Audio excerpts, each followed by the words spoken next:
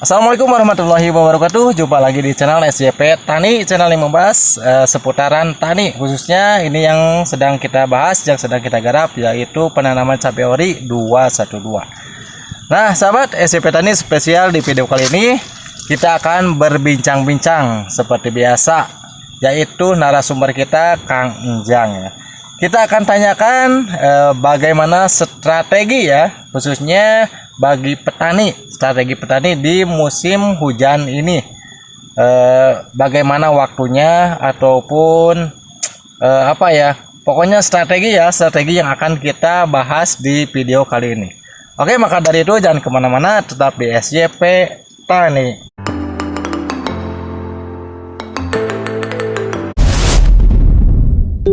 Oke sahabat SJP Tani, terima kasih masih setia di channel ini.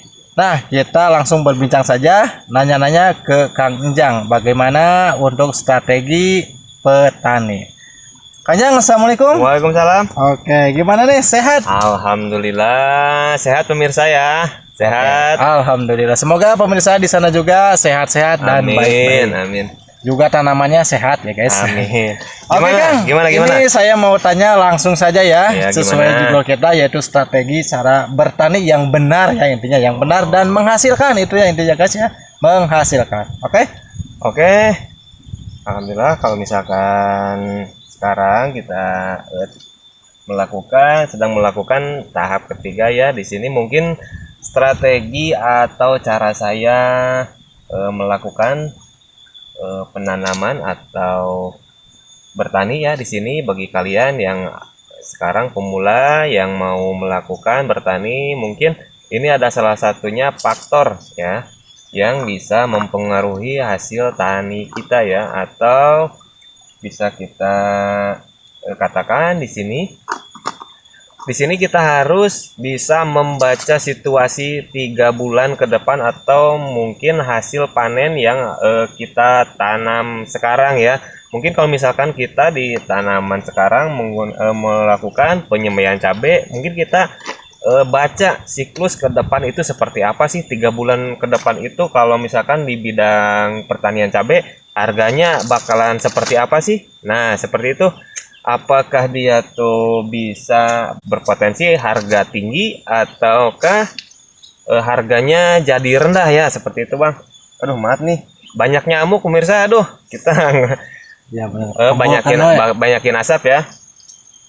Nah di sini kita harus bisa membaca siklus 3 bulan ke depan kalau buat penanaman cabai. Tapi kalau misalkan bagi pemirsa yang menanam sejenis timun, mungkin itu kan kalau misalkan timun atau sawi itu lebih cepat pemanenannya, makanya di sini kita harus bisa membaca prediksi ke depan itu.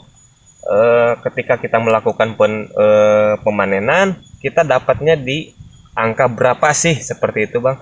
Nah di sini kita melakukan perhitungannya 3 bulan ke depan itu di akhir puasa. Di sana orang lagi pada sibuk-sibuknya, yang pada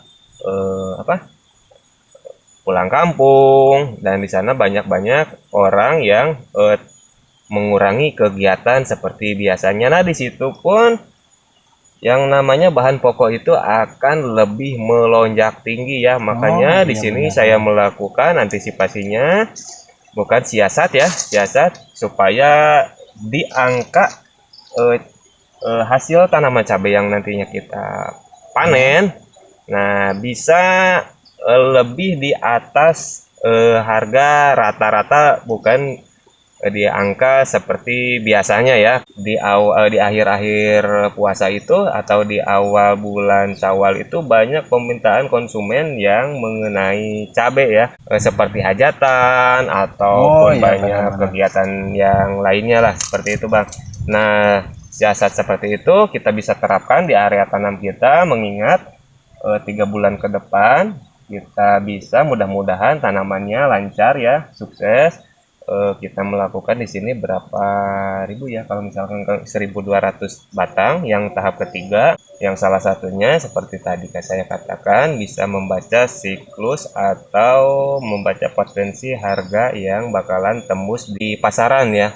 Akhir Desember seperti ini nih, kalau kemarin-kemarin pasti banyak nih yang menghitung banyak bakalan permintaan jagung manis ya, mengingat karena jagung manis itu ketika ada tahun baruan, biasanya kan identiknya sama di tahun baruan ya, yang namanya jagung bakar seperti itu Bang.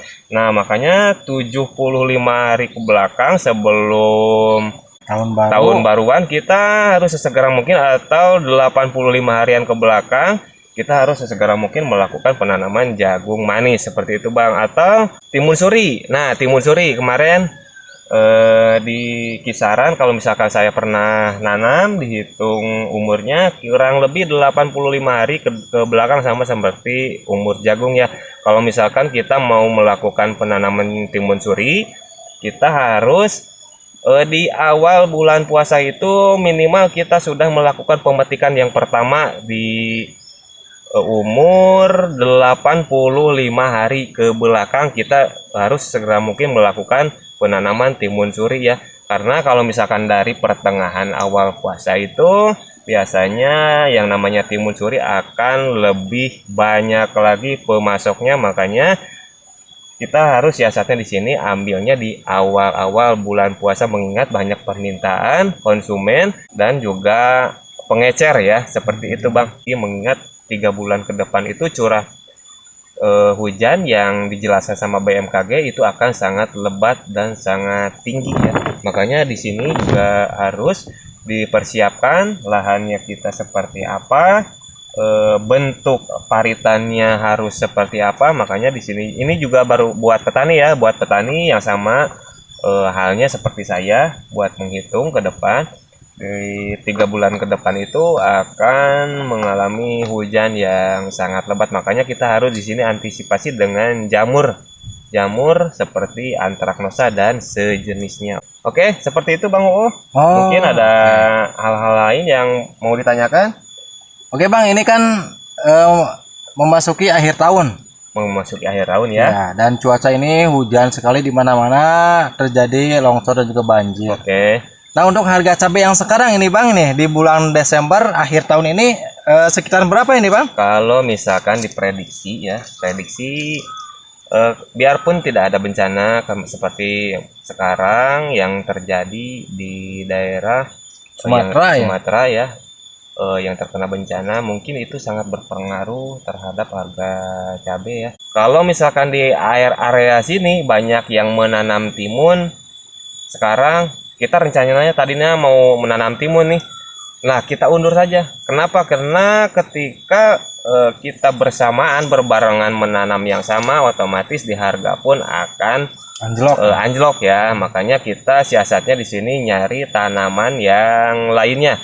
Tomat ataupun di kacang buncis atau kacang panjang yang selain dari timun saja, atau misalkan di orang lain sedang menanam buncis, kita bisa melakukannya dengan menanam yang lainnya seperti menanam timun, seperti menanam cabai, seperti itulah. Jadi ketika orang lain banyak menanam satu item atau satu jenis tanaman, jadi kita jangan ikut-ikutan nih. Jangan ikut-ikutan nanam yang sama seperti yang mereka lakukan tanam ya. Di sini siasatnya saya melakukan tanam yang lain. Ibaratnya seperti itu Bang. Nah kalau misalkan di harga tanaman yang itu otomatis dia tuh ibaratnya kalau misalkan dia banyak, otomatis harga drop dan kita juga pasti kena imbasnya kalau misalkan kita ngikutin yang apa yang dia tanam.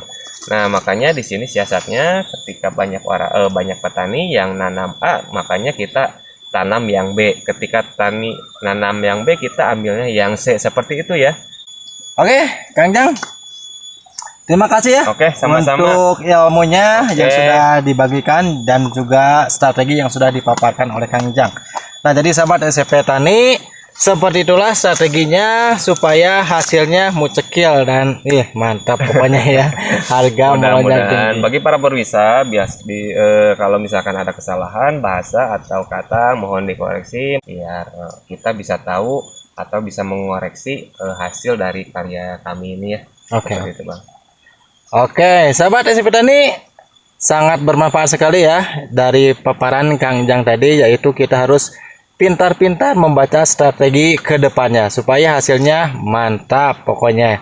Oke, sampai ketemu lagi di video SCP Tani berikutnya. Dan saya ingatkan lagi yang belum subscribe, silahkan di subscribe sekarang. Assalamualaikum warahmatullahi wabarakatuh.